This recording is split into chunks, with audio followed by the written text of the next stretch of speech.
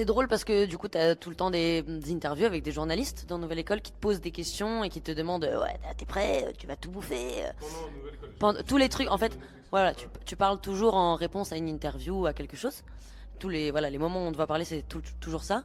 Et du coup, depuis le début, bah forcément, ils te parlent des 100K, et ils te parlent de est-ce que tu veux grailler les gens et machin. Et moi, j'étais vraiment dans la démarche de bon, écoute, on est à l'épreuve 1, c'est quand même sacrément bête, on est 24, tu me parles des 100K, enfin mathématiquement, on a un souci. Genre, c'est pas, ça n'a aucun sens que j'envisage ça maintenant. Et c'est vrai qu'à partir de la finale, demi-finale, je rigolais avec eux en mode bon, là, je comprends ta question. C'est vrai que ça s'approche. Why not, tu vois? Donc il y avait au niveau de voilà la pression et de comment je vois le truc, c'est le seul truc qui change, c'est que j'accepte que oui, là, de fait, je suis vraiment proche des 100K entre guillemets. Et, j'arrive session avec Boomit. Du coup, il y a la demi-finale qui a lieu. On est qualifié avec Merveille.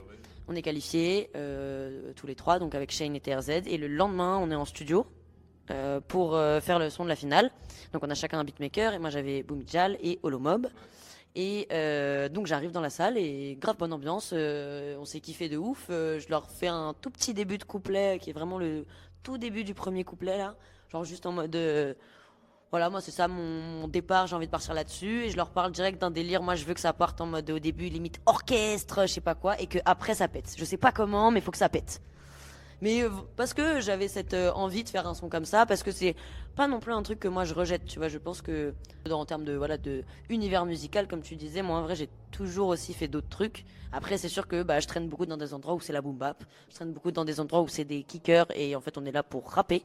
Mais même tous ces rappeurs là, ils font des gros sons sous autotune dans leur chambre. C'est juste que de fait tu peux pas les rapper en live, donc tu les fais pas. Voilà. Et du coup, non, franchement, on arrive, on fait la session et c'est Boomy qui me propose de faire une two-step et je suis en mode ok, trop d'art. Et ça s'est fait grave naturellement. J'ai écrit, on a fait le morceau en 4 heures. Et c'était, ouais, 4-5 heures, je pense. Ouais, 4-5 heures. Et pour le coup, là, j'étais la plus rapide. Là, je vais pas mentir pour raconter le backstories.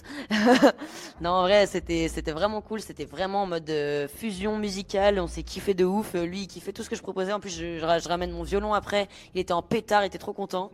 Donc, franchement, c'était vraiment une bonne session. C'était juste un pet de moment musical.